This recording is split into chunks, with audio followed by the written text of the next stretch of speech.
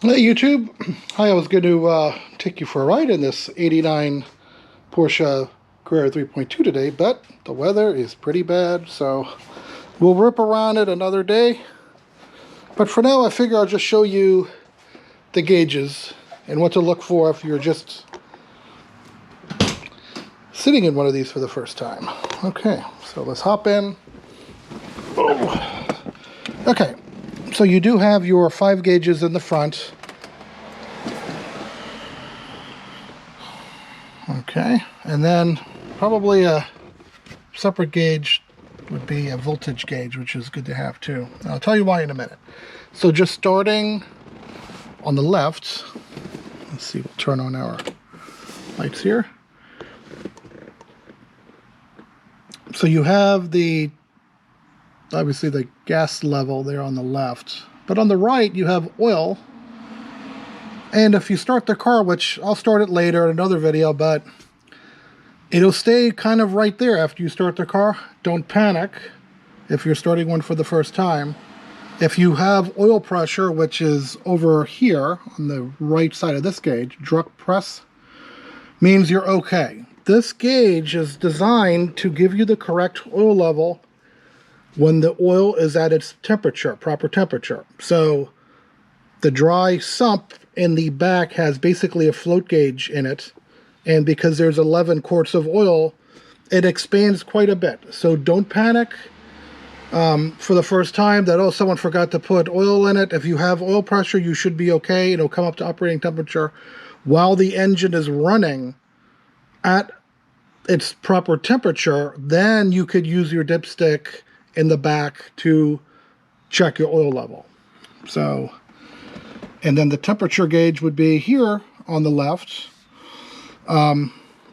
These engines do take a while to warm up. You're getting all the air from that big fan right off the bat. So it has to overcome that. It's a mechanical fan driven off of your crank. So you're getting a lot of air in a cold start. So I don't start the engine cold and turn it off. If I start the engine, I'm going to warm it up and drive the car. So these don't really like cold starts. So I try and minimize them. My normal operating temperature would be at this hash mark here, which is, I think that's around 195, maybe on the bottom, to 210 range. When the AC is running, which I've since removed my AC, it will get up into this range here. So I'm in Florida, and I do think that the AC condenser in the back area where it draws the cooling air from does heat the engine quite a bit in warm environments. So I'm going to do some modifications to the AC system. So that being said, that's my normal operating temperature.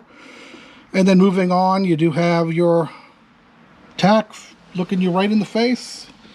Nice and big, right up in front. And then the speedometer, it's 165 mile an hour speedometer. I think this car is probably good for a good 150.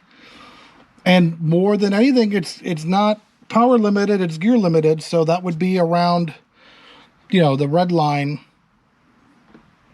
What's that, 6250?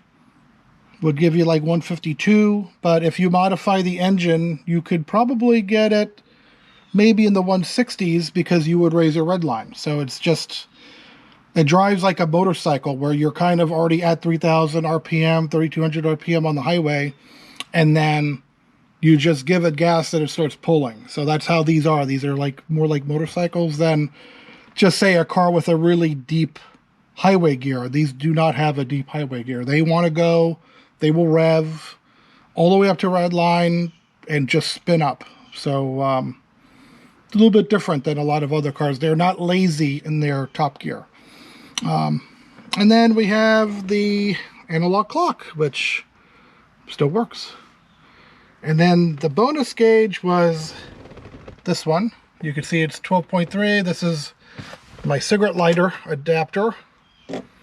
These do have smaller European hole here. So, you know, I put some electrical tape on there so this fits. But I'm getting power, but I can also monitor my volts. The important thing to remember is the alternator is driven off of the same belt that runs the fan. So if you're driving and your temperature goes up and that's not in the 14 dot something range, you got a problem. You're not cooling your engine. Shut off the engine immediately.